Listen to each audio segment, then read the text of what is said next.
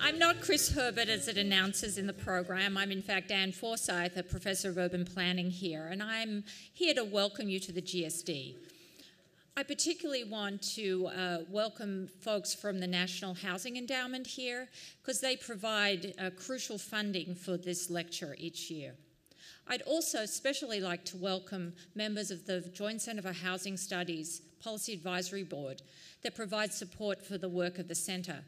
I've been privileged to go to a couple of their meetings over the last year, and they're a great group. They're a true resource. Now, the Joint Centre has a mission to link policy, planning, business, and academia. And it does this through a number of mechanisms, through its research reports, and in particular through its convenings. And this is one of its most important convenings of the year, bringing people together to talk about an important housing issue.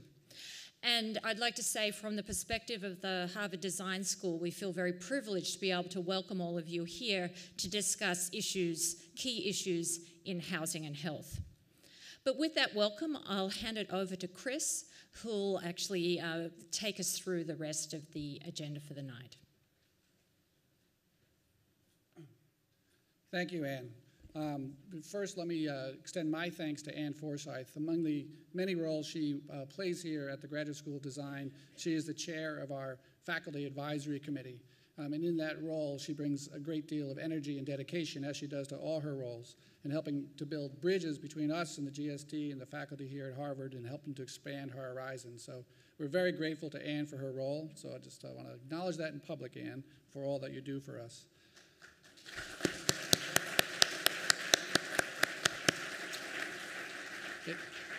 A little applause is the least we could do for all the work you do.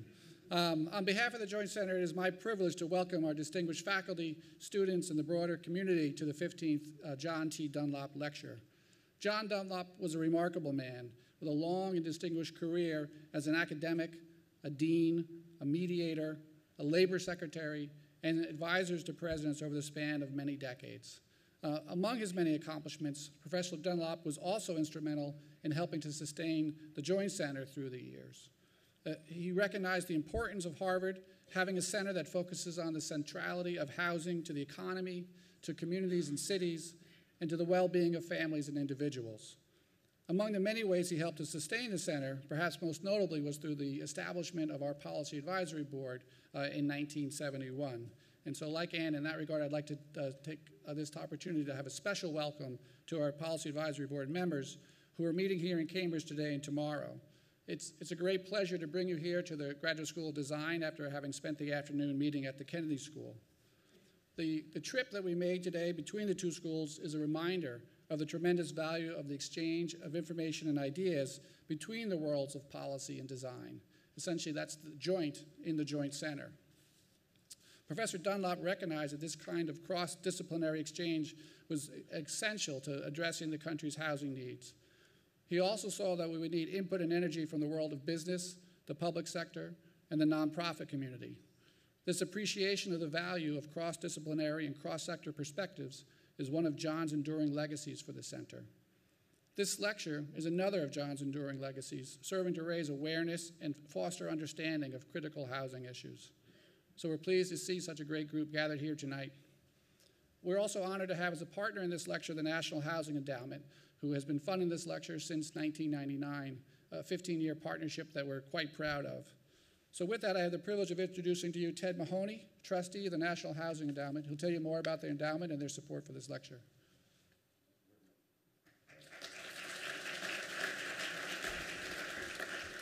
Thank you for the kind introduction, Chris. Good evening. My name is Ted Mahoney. I own Windjammer Custom Homes.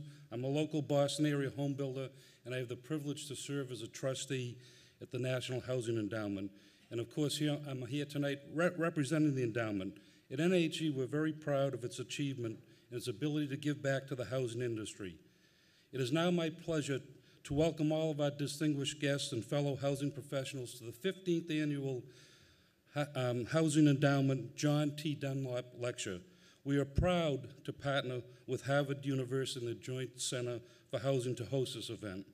This endowment has long relationships with higher education, funding lectures, doctoral research, joint conferences, seminars, curriculum development, as well as support of the State of the Nation's Housing Report, and of course this lecture.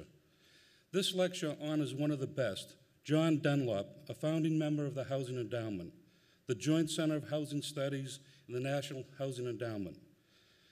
The National Housing Endowment organizes this annual lecture series on housing as a way to recognize and honor John's lifetime commitment to the housing industry.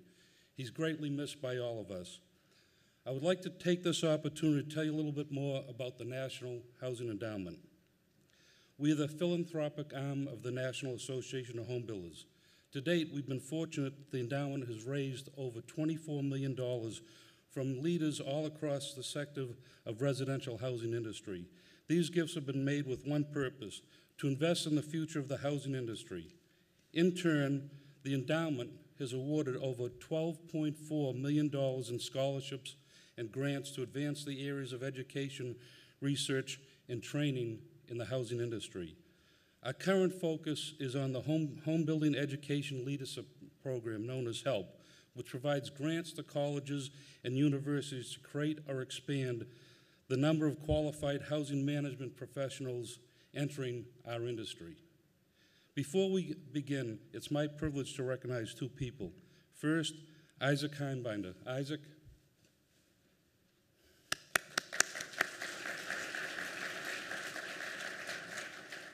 He is a trustee, a fellow trustee of the National Housing Endowment, who has helped the endowment fund this lecture for the past 4 years. We really appreciate everything you've done for this, for us. And Bernie Gilberman. Bernie, would you stand, please?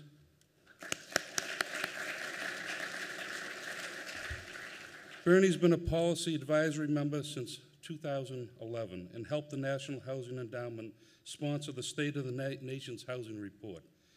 Thank you both for your help and generosity. We greatly appreciate it, the endowment. With no further ado, and on behalf of the trustees of the National Housing Endowment, I welcome all of you here this evening to the 15th Annual Housing Endowment John T. Dunlop Lecture. At this time, I'd like to have Chris come back and introduce our guest speaker tonight. Thank you.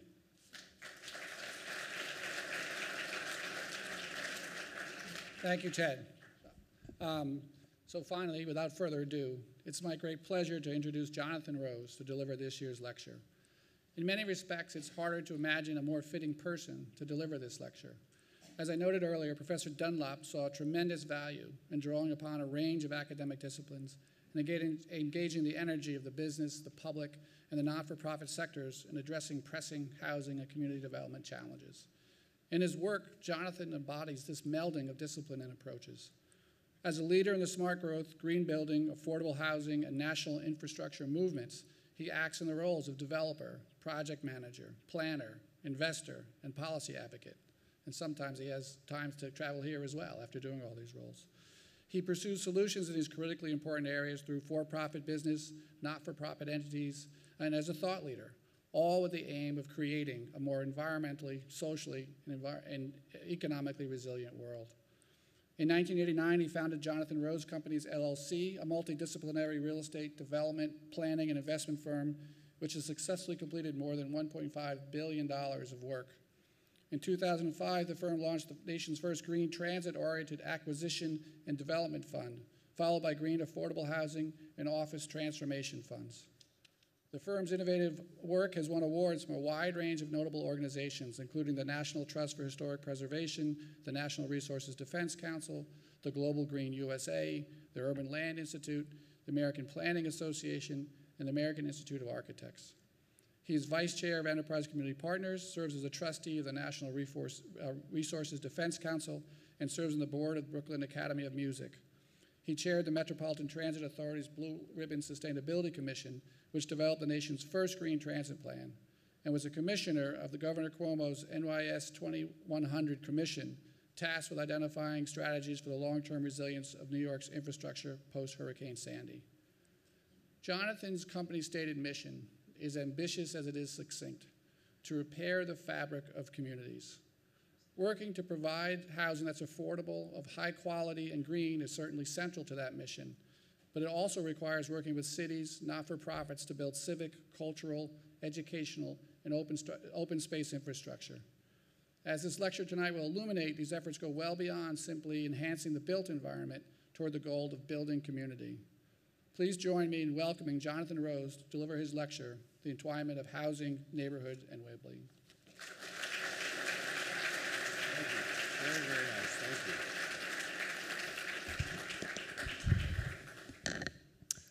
Distinguished faculty and staff, Policy Advisory Board members, the National Housing Endowment members who are here tonight, and friends, thank you for coming. It is an honor to have been invited to give the Joint Center for Housing Studies at Harvard University's 2014 Dunlop lecture, and to join the company of so many distinguished past lecturers. Professor Dunlop was born in Placerville, California, and spent his early years living on a family pear ranch.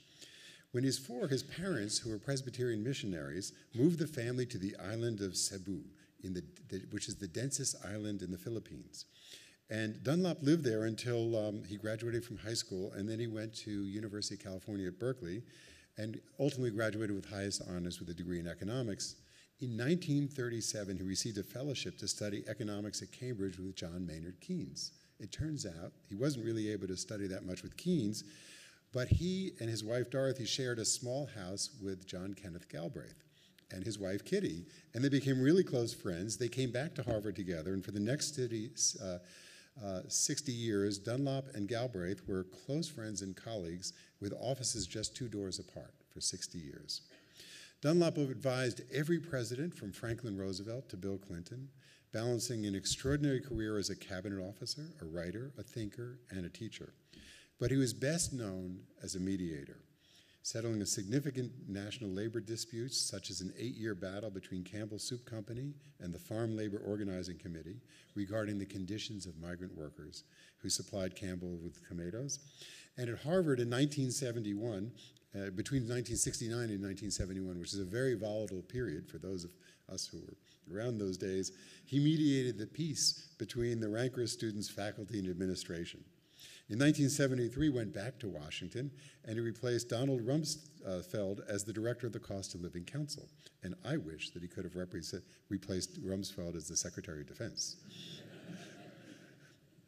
Along the way, in 1971, Dunlop also formed the Joint Center's Policy Advisory Board, a distinguished group of advisors whose roles help the Joint Center identify emerging housing issues and trends, and they've been meeting here today.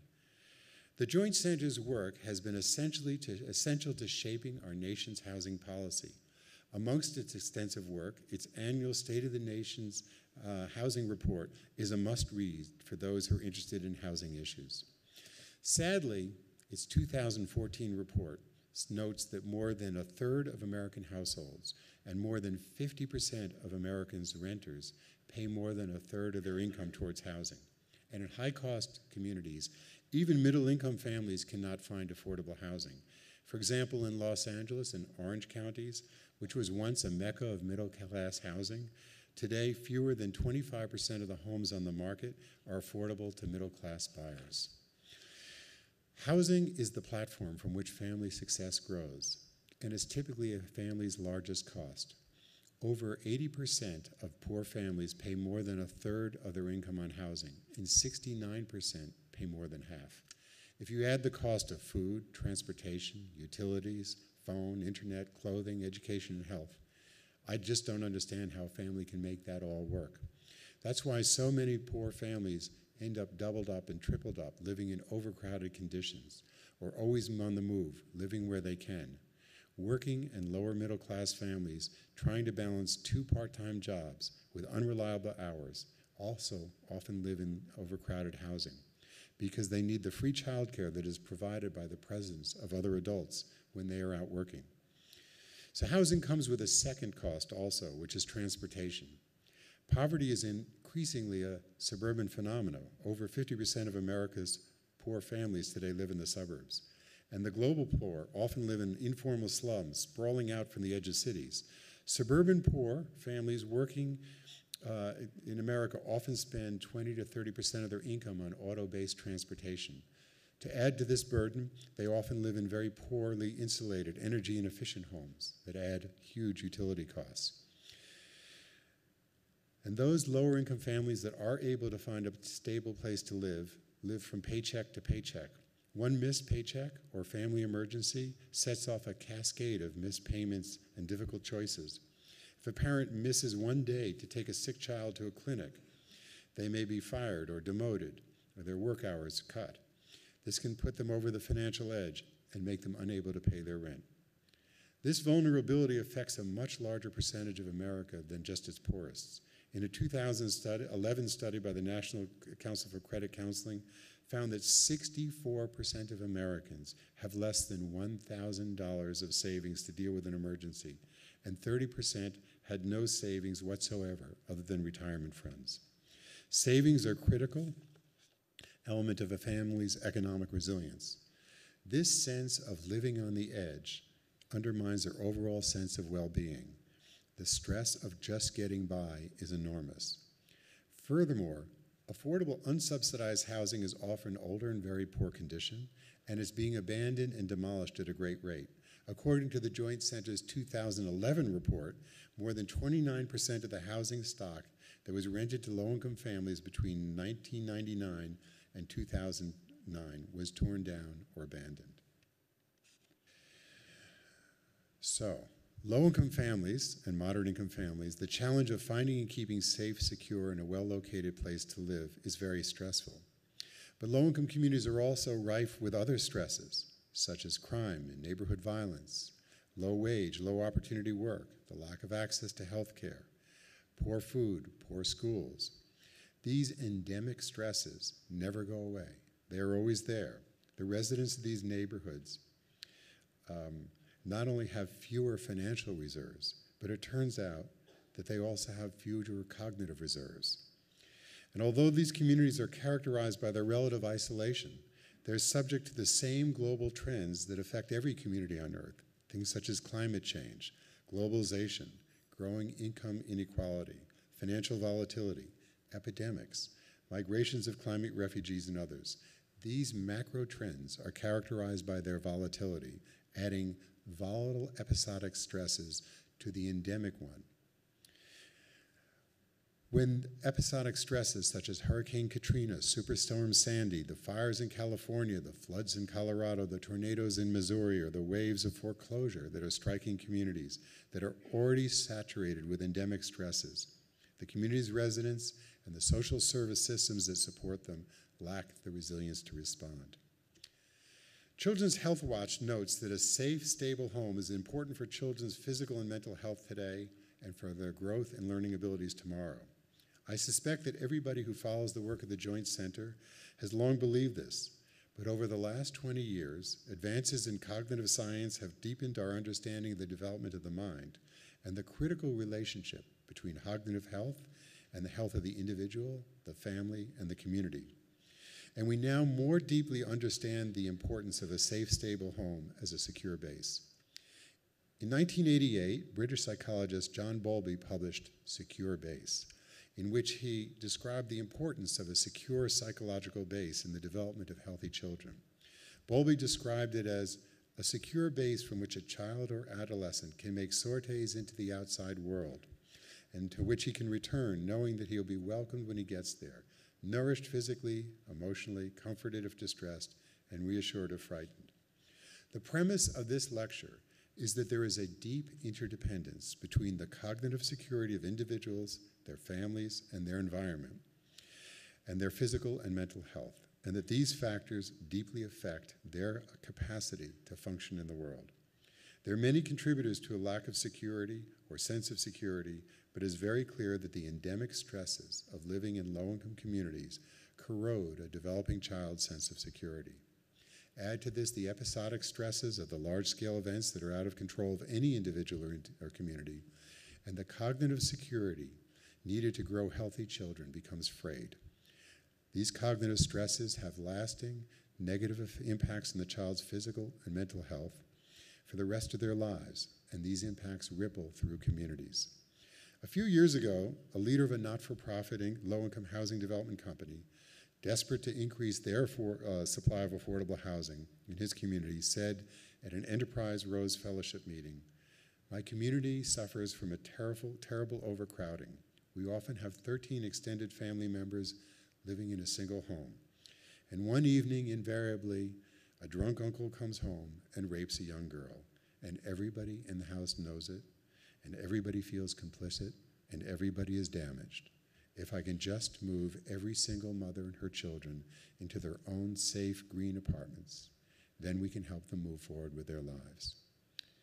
The rape of a child is a terrible thing. The medical community labels it an adverse childhood experience, or an ACE. ACEs are significant negative childhood experiences that deeply affect the child's development. They fall into 3 categories: abuse, neglect, and household dysfunction.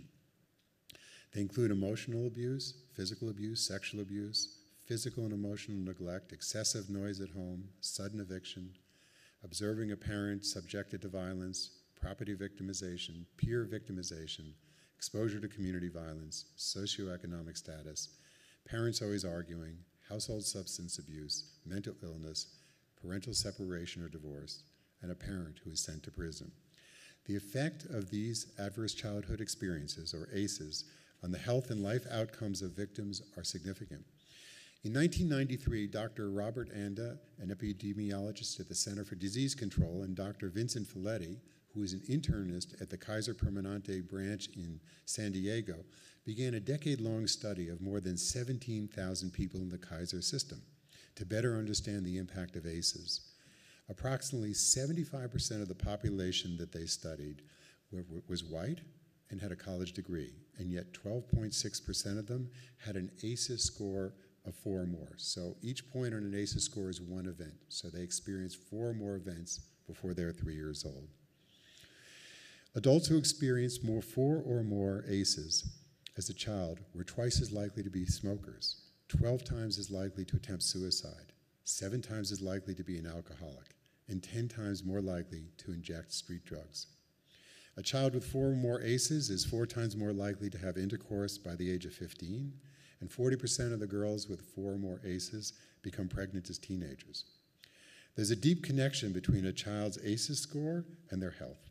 As an adult, those who have experienced 4 or more ACEs are 260% more likely to have chronic obstructive pulmonary disease, and somebody with an ACEs score than somebody who has a score of 0. They're 240 more times likely to have hepatitis, 250 times percent more likely to contract sexually transmitted disease, and if they experience, so ACEs is cumulative, it's in direct relationship to frequency. 6 or more ACEs increases one's chance of getting lung cancer by 300%, and if one gets it, one's likely to live 13 years less. And by the way, since this initial study was done, it's been repeated in many communities on many large databases, and it's been confirmed over and over again.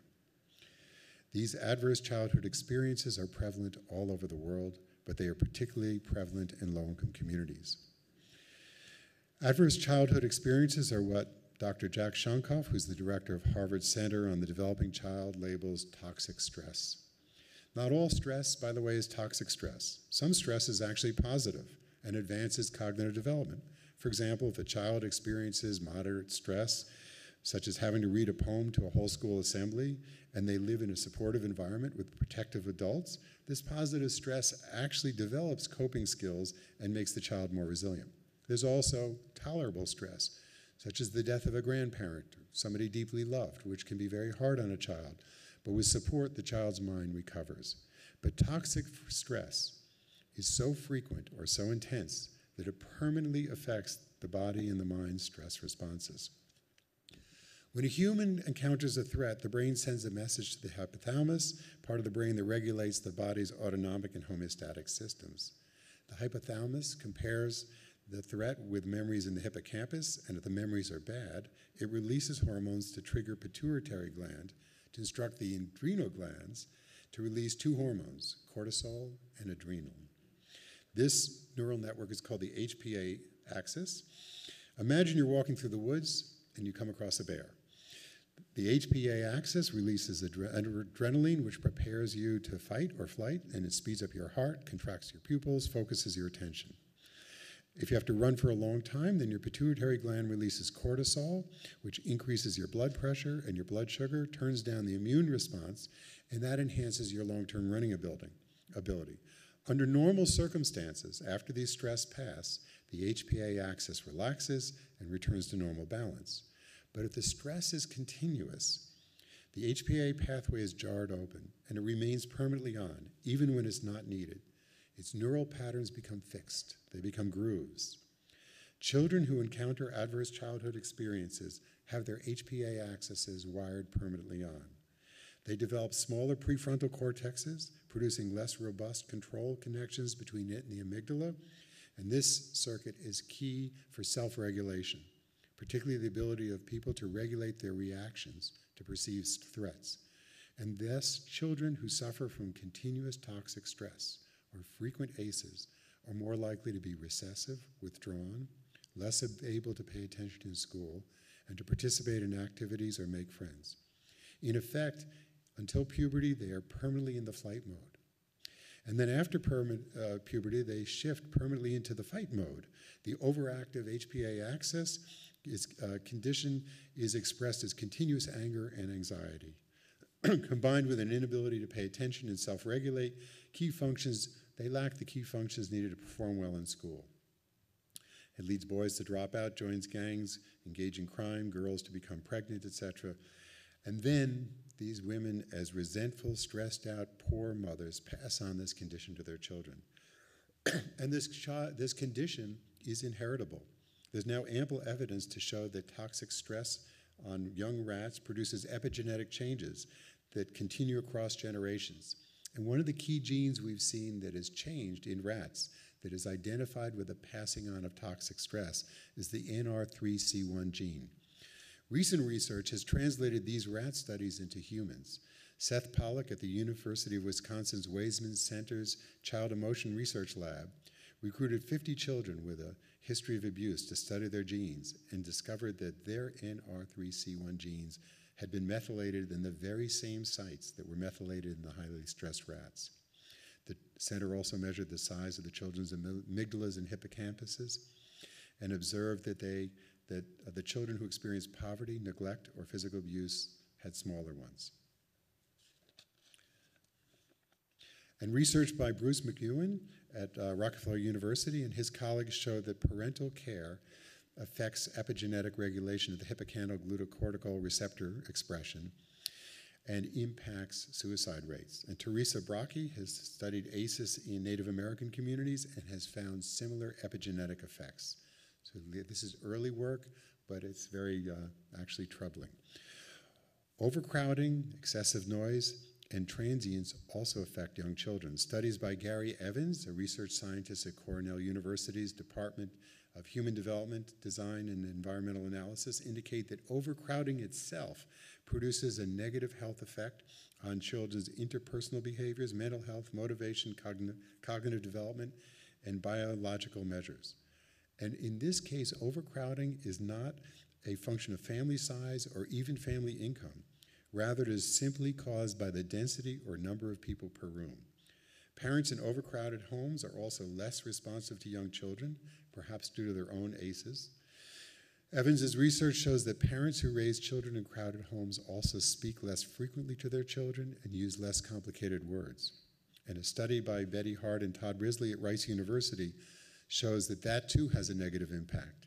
After 4 years, children on welfare have heard 30 million fewer words than children from high-income families.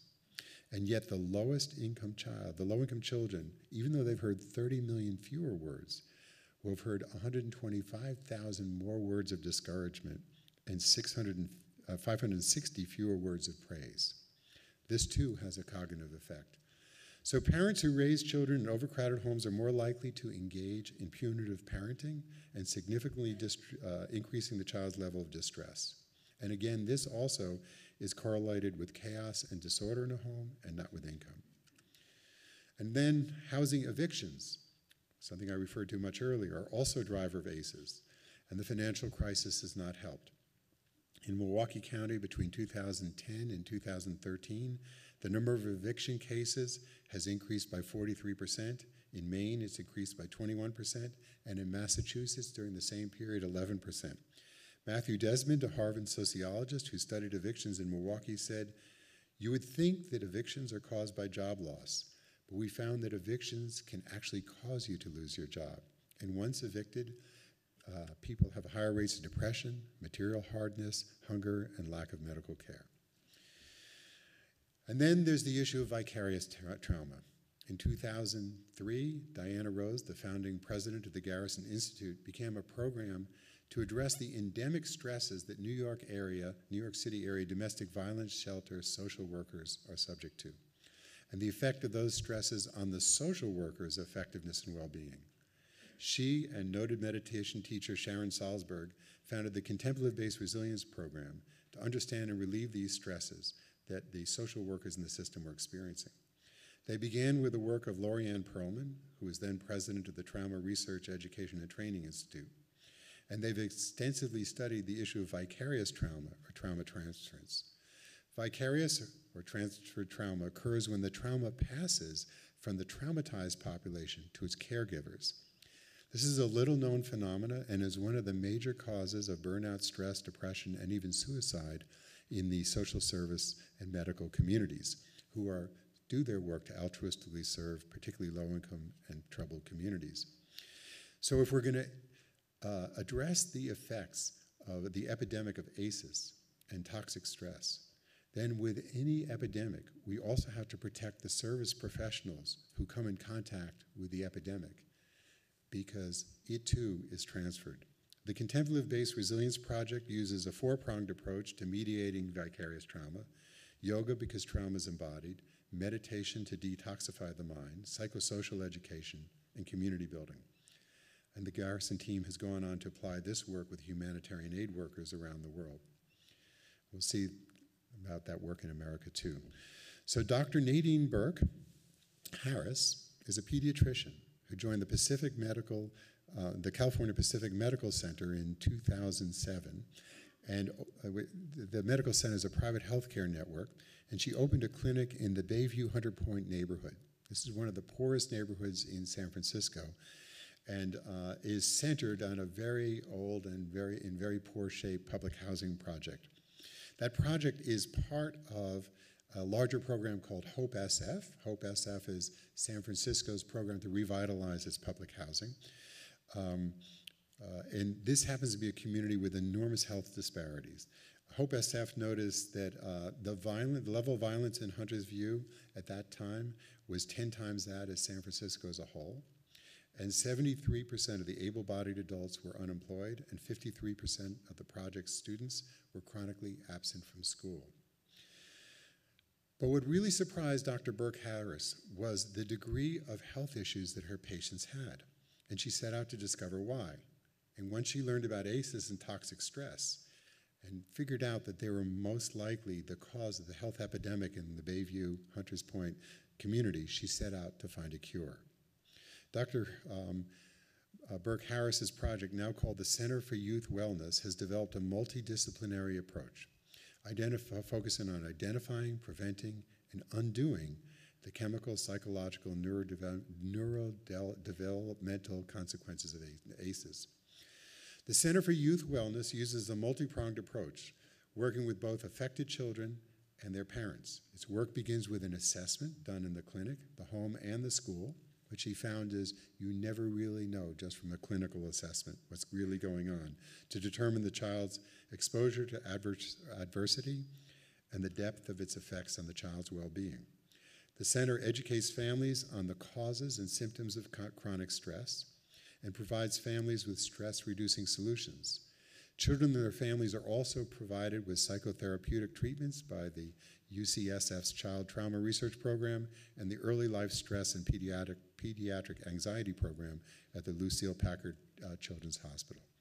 The Center for Youth Wellness also trains patients in mindfulness and coping skills, which help patients and their families build the cognitive resilience to manage future stressful events. And Hope SF has initiated a program of trauma-informed building management, integrating trauma awareness and solutions into all of its public housing work. This begins by recognizing the deleterious effect of trauma on both residents and staff, and then figuring out how to integrate solutions at every level of the system, addressing endemic and vicarious trauma at the individual and project level. So what we've learned from this is just as the world needs a healthy ecology to thrive, a healthy natural ecology to thrive, it also needs a healthy cognitive ecology, or mental landscape of thinking, feeling, and relating. If we're going to ease endemic poverty, we need to recognize that it persists in an invisible, pervasive cognitive ecology of toxic stress that deeply permeates not only families living in low-income communities, but also the caregivers who are trying to support them. We should also note that although toxic stress is both concentrated and exacerbated in low-income communities, it is increasingly prevalent through all segments of society. This cognitive ecology is the soil of civilization. The work of those of us involved in community development must include the creation of positive cognitive ecologies so that both human and natural systems will thrive.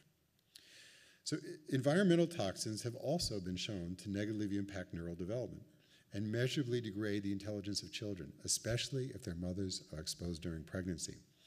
Outdoor air pollution generated by the burning of fossil fuels pollutes air with polycyclical aromatic hydrocarbons, methylmercury, sulfur, nitrogen oxides, and other toxins. Indoor toxic exposures include lead, mold, pests, pesticides, and excessive dust. All of these toxins may be present in any home, but they are particularly concentrated in low-income homes and neighborhoods. For example, low-income families often, if the landlord doesn't turn the heat on, will heat their home by turning on a gas oven and opening the oven, which then puts toxins into the air.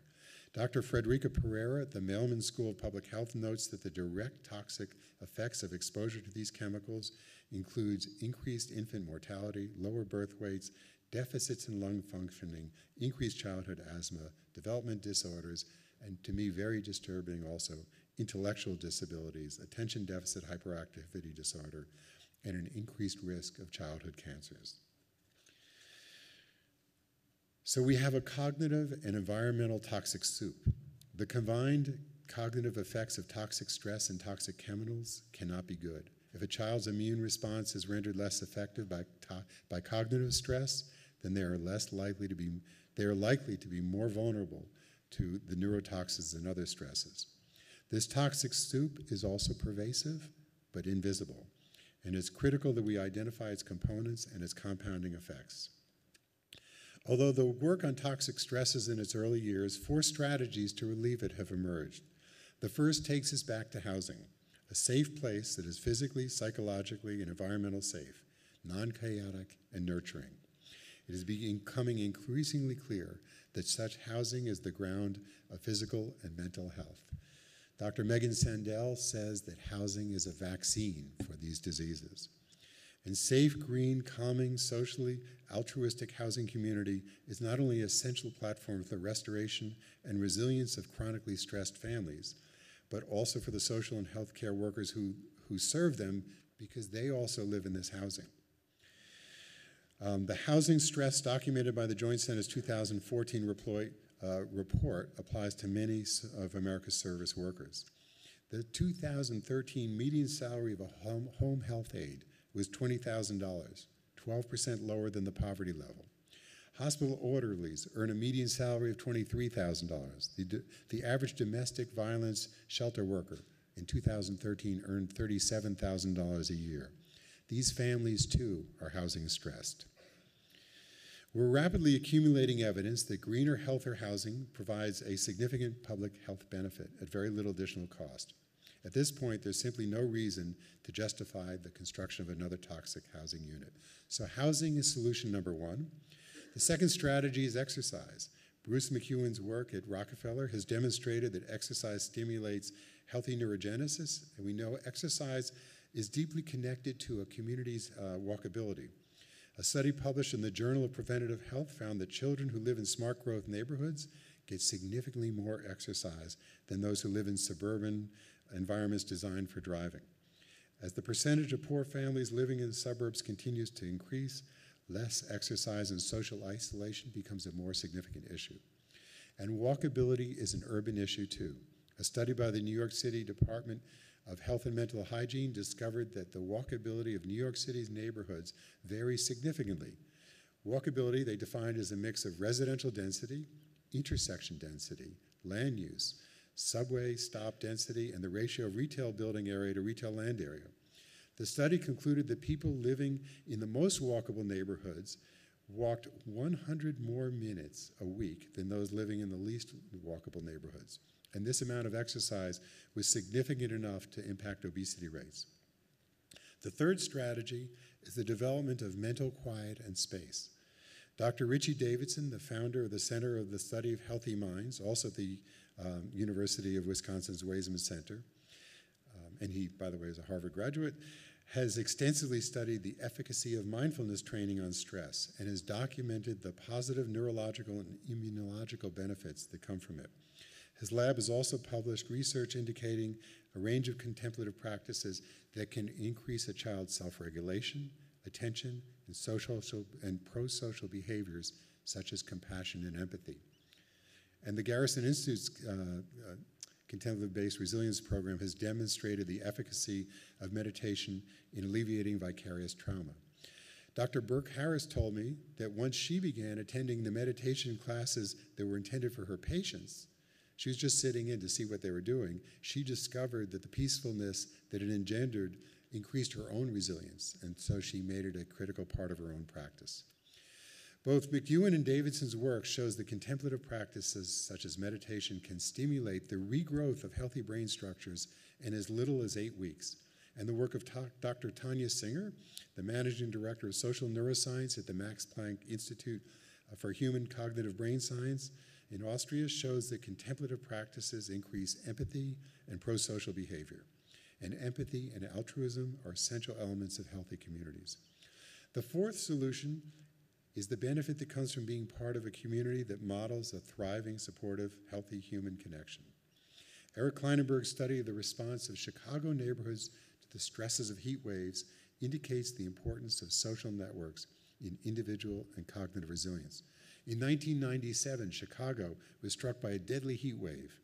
Most of the people who died were poor and elderly. They often didn't have air conditioning, or if they did, they couldn't afford to turn it on. They're afraid to open their windows or doors at night because they're afraid of intruders. Of the 10 communities with the highest death rates from the heat wave, 8 were predominantly African American, with high rates of crime and unemployment. But oddly, 3 of the 10 communities with the lowest death rates were also African American and poor, and had very high rates of unemployment and crime. For example, the Auburn-Gresham neighborhood, which is a poor neighborhood, had a strong culture of altruism, caring for others, carried out through networks of churches and voluntary associations. The death rate in Auburn-Gresham was only 3 per 100,000, one of the lowest rates in the city, and lower than the death rates in many prosperous white neighborhoods. Kleinenberg concluded that the difference in the rates of death correlated with the strength or weakness of the social networks of the community. So these 4 strategies, stable housing, exercise, meditation and other ways of developing cognitive resilience, and strong social networks, these 4 strategies provide the psychosocial base upon which one can most transform trauma into resilience. Building enough safe, green, walkable, sociable, affordable housing is the first step, but is only the first step. Social scientist Robert Sampson, who's now at Harvard, spent 12 years at the University of Chicago, where he organized the Project on Human Development in Chicago Neighborhoods to compare social performance of the city's neighborhoods and determine what were the key drivers of the social health of these neighborhoods and their impact on children and adolescents. Sampson studied a wide range of neighborhoods with a wide range of incomes and measures of violence, and also tracked 6,000 randomly selected children and adolescents and young adults and studied them over 7 years. The data clearly indicated that civic behavior was spatially clustered with enormous variability, and it related to the performance of the neighborhoods. Sampson's works observed that neighborhoods that had the best school performance and the best health also had the best health The neighborhoods with the best school performances had the best health outcomes and the lowest crime levels and the lowest proportion of teen pregnancies, and that these outcomes were all interrelated and they were persistent over time. The neighborhoods with the best outcomes remained them over time, even though people moved in and out of them. And so Sampson concluded that neighborhoods themselves have enduring characteristics that both attract and shape the behavior of residents.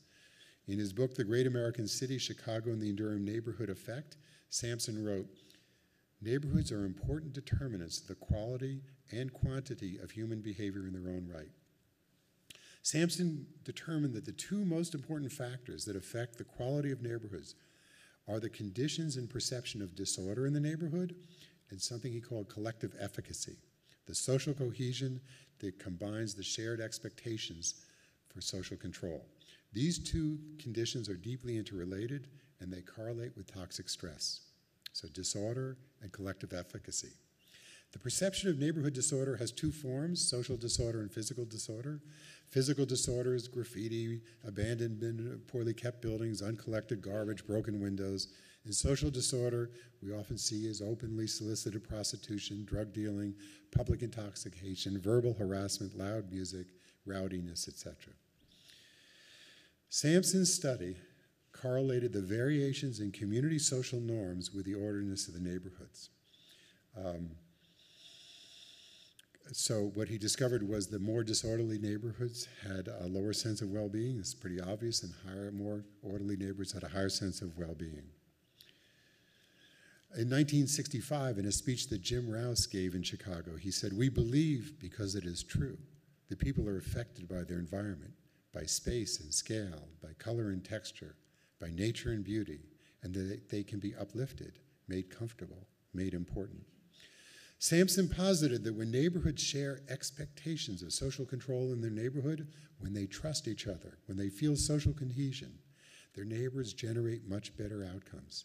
Neighborhoods with high levels of collective efficacy have lower levels of crime, lower rates of teen pregnancy, infant mortality, etc. This holds true whether the neighborhood is black or white, rich or poor. Through dense personal ties, the contagion of positive behavior helps facilitate collective efficacy. Neighborhoods with the highest levels of social control have people who watch out for other kids, scold teenagers for loud behavior, and they watch out for each other. Reflecting on this, Alejandro Portes, who's a sociologist at Princeton University, recommended that we expand the definition of social capital to include not only social connections and its attendant norms and trust, which is the normal definition, but also to say that social capital is made of expectations for action within collectivity. That is, that social connections and trust will produce outcomes for the common good, the belief in that. And Sampson also found that collective efficacy strongly correlated with altruism. Neighborhoods with higher levels of altruistic behaviors also had better health, well-being, and safety measures.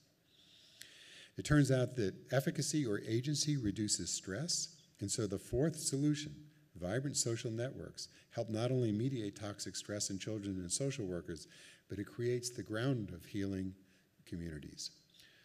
Collective efficacy is the emergent behavior of a complex adaptive system, the neighborhood. It is increased by the success of community organizations such as PTAs, neighborhood watches, tenant associations, community gardens, etc. And by mapping the locations of the city's not-for-profit organizations, Sampson discovered that their density was one of the strongest predictors of collective efficacy. When Sampson looked at the neighborhood's data, and we plotted it all on a map of Chicago, an interesting phenomenon emerged. Just as people have 3 degrees of influence upon each other, neighborhoods also seem to have 3 degrees of influence upon each other too. If the crime rate is high in one neighborhood, it's positively linked to crime in an adjacent neighborhood. If the homicide rate in a neighborhood goes up by 40%, its neighbors will experience a direct 9% increase in homicide, and their neighbors a 3% increase. On the other hand, if the indicators of collective efficacy go up in a neighborhood by 1 standard deviation, the homicide rates in adjoining neighborhoods go down by 15%. This means that every neighborhood of a city benefits from improving the health, safety, and well-being of the city's worst neighborhoods. And every family in a city benefits from the alleviation of a toxic stress of every child, no matter how far removed from them. And thus, altruism generates a benefit, a collective benefit for the entire city. The Center for Disease Control, in a study in 2000, based on 2008 data, estimated that the total lifetime financial cost of just 1 year of confirmed cases of child abuse or sexual abuse, psychological abuse, ranged from $124 billion to as high as $585 billion. That's one age, one year through their whole life. So if we think of a whole generation, it's 20 times that number. We're in the trillions. The costs were arrived at by summing the short-term healthcare costs, long-term medical costs, child welfare costs, special education costs, criminal justice costs, productivity losses. And this does not take into account the cognitive effects of toxic stress that pass from generation to generation. And thus, if we can invest in preventing and healing this issue now, the long-term benefits to individuals and society will be enormous. The cost of environmental toxins are equally large. A literature review by Dr. Pereira found in the 2008 costs of environmentally mediated diseases in U.S. children, including lead poisoning, prenatal methylmercury exposure, childhood cancer, asthma, intellectual disability, autism, were $76.6 billion, again, per age cohort. We know enough to know these constitute an epidemic. The system for combating a single vector disease, such as a flu, requires the systemic integration of many public and private sectors, from scientists, public health officials, pharmaceutical manufacturers, distributors, inoculators, etc. Imagine how much more complex the fight against a multi-vector disease, such as toxic stress, is. This requires that we think about community development in an entirely different way. We need to recognize that safe, green, well-located housing for populations suffering from toxic and environmental stresses are necessary, but not sufficient. We need to invest far more capital and social service funds now in the alleviation of ACEs, toxic stress, and vicarious trauma to preempt the unsustainable human, social, and economic costs that are coming later. To achieve this, we need a massive social impact bond funding program to bring forward future savings. It must be accompanied by trauma-aware health and social services that must aggressively work to sever the roots of these endemic illnesses.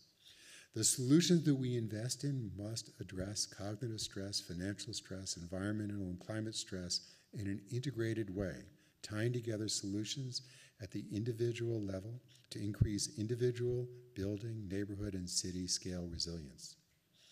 Quantum physics began with a study of the particle, but it very quickly observed that particles were actually interrelated, that the condition of one particle affects the condition of others. Quantum theory posits that each particle alone is in a pure state, but in actuality, the condition of each individual particle is what they call entangled, or woven together with every other particle. This is called quantum entanglement. In the early 1800s, psychologists also posited that each person had an individual mind with goals, wants, needs, and predispositions which set our behaviors, and that these were all individual. But we have also learned that we're deeply social animals, that our behaviors are entangled with those of others, that our states of mind and qualities of behavior are heavily determined by the collective state of the group and the context that we're part of. Cities are systems. They're interwoven systems. Every aspect of a city is interconnected through a marvelous web of interdependence.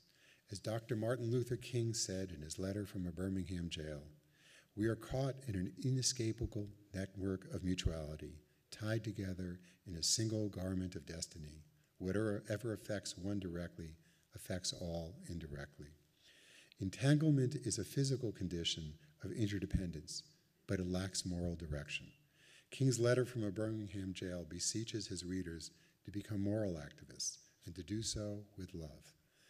If a city adopts altruistic goals, the DNA of altruistic intentions will flow through the city's systems, ultimately touching every part of the city. When altruism weaves into the fabric of a city, it creates an energized and altruistic culture. It adds a moral direction to the amoral interdependence of nature's entanglement. And I call this altruistically directed interdependence, entwinement.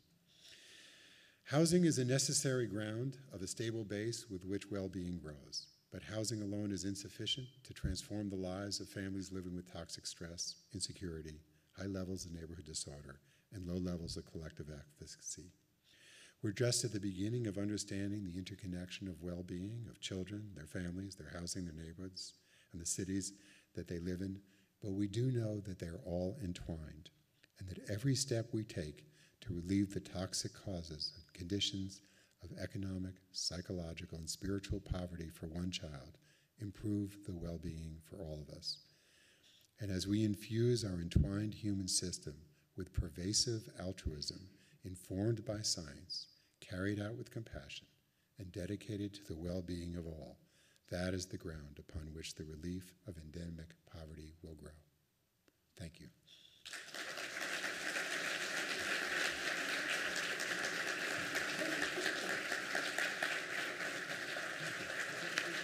Sure.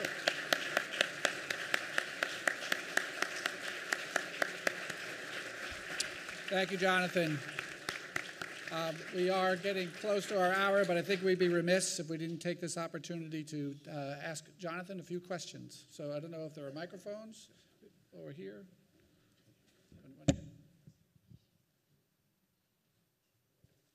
Question? Hello. First, I want to thank you. Hey, hi, my name is Jared. I'm a urban planner here and an MBA student at HBS. First, I want to thank you so much for coming here today. It was a really interesting speech. And I think your point is very well taken. You know, since Reese and Engels have been documenting the condition of poor housing, you know, in the 19th century, poor social conditions stemming from poor housing conditions has been very well known. I'd love to hear a little bit more from you. We're at a design school. What are the specific design interventions you think will be most effective that we should implement as young professionals and designers for helping address these?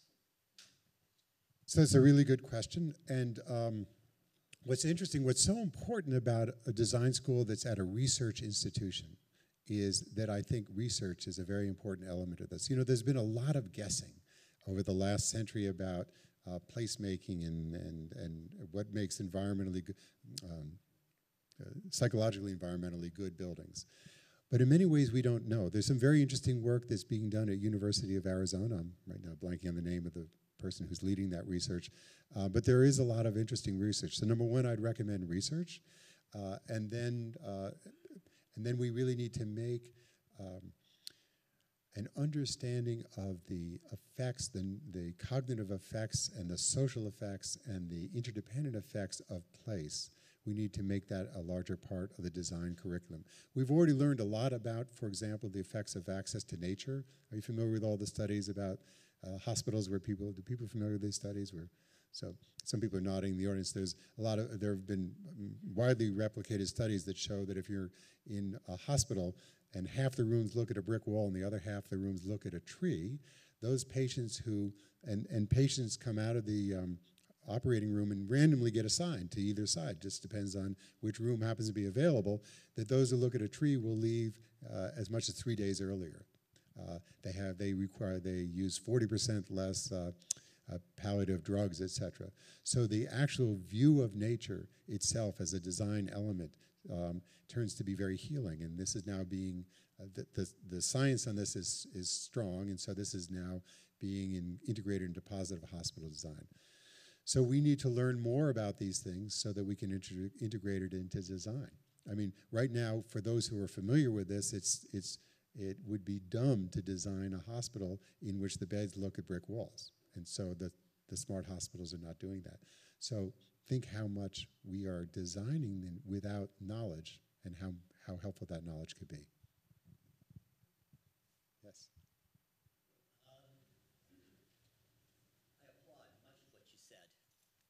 I applaud much of what you said, but you're also a developer. So suppose instead of trying to plan what people need, I merely distributed purchasing power so that every individual poor person was able to advocate for themselves. I mean, obvious example of this is that I think Section 8 housing vouchers work a lot better than public housing. I don't like tagging units as affordable, because it restricts choice. I would rather give people purchasing power. And the other thing is that you told a horror story of a large number of people, packed into a crowded dwelling. I work with a lot of poor people, and some of the most successful living structures I've seen are multi-generational immigrant families with a lot of people in the house, but an excellent social structure. And those people are really psychologically healthy. So I hope that you're not going to cast aspersions on all dense housing situations. So this is really, actually, there are two interesting points in this. So the first one is that most of the science I described is about distribution probabilities and not causality. So I'm sure there are families who can live in very dense housing and do very well. If they're, by the way, in support of social networks, remember there are psychological aspects of a secure base.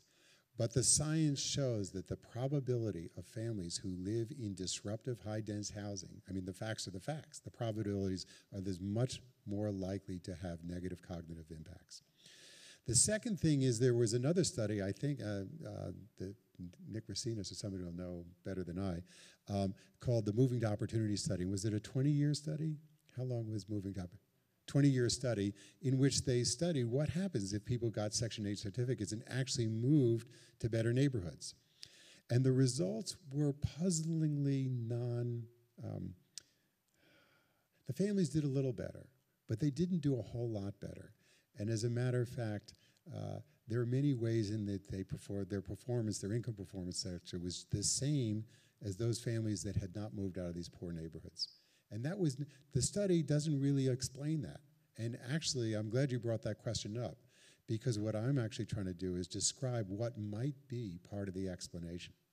Because the science about the epigenetic effects that pass on from generation to generation, the impact of these adverse childhood experiences may be part of what explains why when a family moves to a better neighborhood, they're not, in general, performing better.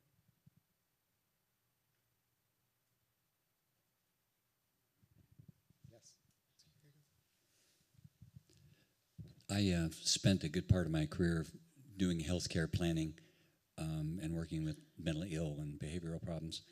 And I was intrigued recently. Are you familiar with the book called The Paradox of American Healthcare? Bradley and Taylor. And he sort of says it's very confusing to understand that though the U.S. spends something like 15, 16, 17, 19% in some cases of our gross domestic product for healthcare, our outcomes are really terrible on a whole bunch of measures. And the paradox is that even though we spend that amount of money on healthcare, we spend very little money, in fact, compared to other places that have better outcomes on housing, education, social services, and more importantly, the coordination of all that. So when you look at some of the European countries, they may only spend 9 or 10% of their gross domestic products on healthcare, but they spend much more on housing, on healthcare, on home-delivered services, on coordinating them, and that's what really seems to make the difference. Thank you. That's exactly the point I was hoping to make. And I would only change one thing, and that is that we spend 19% of our GDP on sick care, not on health care. But the point that we need to integrate these services and that the net effect to society, the net cost to society is a dramatic reduction is a very, very important point. And those who are, the Joint Center is a fantastic policy advocate, and one of my hopes is that the center will maybe make the case that there's a relationship between housing investment and larger societal mental and physical health care costs, and that it's cheaper to invest in housing. Yes, Dan.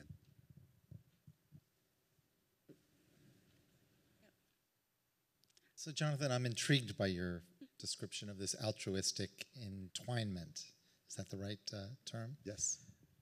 I'm curious about the role of technology. We've talked about this. The role technology is changing and the ability to monitor spaces in many different ways, collect data, and analyze those data is increasing in ways that we haven't even appreciated yet. How can this technological capability be put to good use to further this altruistic tendency and the development of cities? So every behavior, so human behavior, by the way, all systems behavior is based on feedback.